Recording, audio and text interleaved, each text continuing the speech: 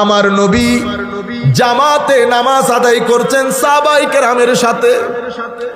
আমার নবী নামাজ আদায়ের পরে বললেন, হে আমার সাহাবায়ে কেরাম, তোমরা যখন নামাজ আদায় করো মনে রাখো আমি সামনে যেমন দেখি পিছনেও তেমন দেখি।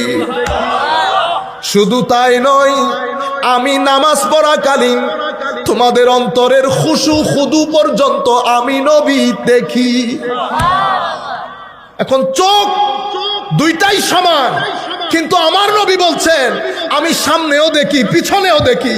ও সামনে পেছনে দূরে রাখো, তোমাদের কলবের ভিতরে আল্লাহর ভয় কতটুকু আছে এটা আমি নিজের চোখে দেখি। এটা আমি নিজের চোখে দেখি। আল্লাহর ভয় কতটুকু আছে খুশু খুদু পর্যন্ত আমার নবী বলছেন আমি চোখে দেখি। হাত আমাদের তো রক্ত চলাচল আঙ্গুল মতো তো, কিন্তু আমি হাত রাখার পরে আমার আল্লাহ কখনো বলবে না তোমার হাতের উপর আমার হাত আছে।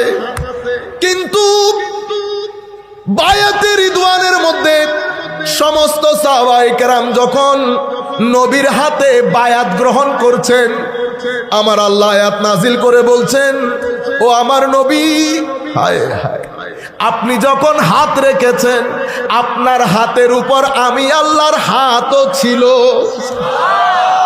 তো দুইটাই মিসলিয়ত আর ফজিলত, বুঝতে পেরেছেন তো? তাইলে একটা হচ্ছে মিসলিয়ত, একটা হচ্ছে ফজিলত। এগুলা মাথায় রাখবেন। আমরা আস্তে আস্তে সামনের দিকে যাই, সুন্নিয়ত বুঝতে পারবেন। এবার আমরা পুরো বিষয়টাকে, ঘটনা কোথায় ঘটেছে জানেন? আমাদের মানুষের খাসলত কি?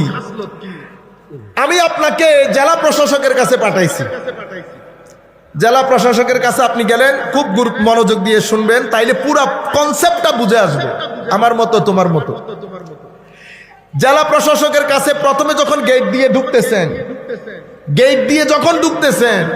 গেট আলা প্রথমে 10 বার চেক করেছে আপনাকে। আসেন, কোত্থেকে এসেছেন, কি জন্য, ব্যাগ রেখে যান। আপনি ভয়ে কুকুরে আছেন।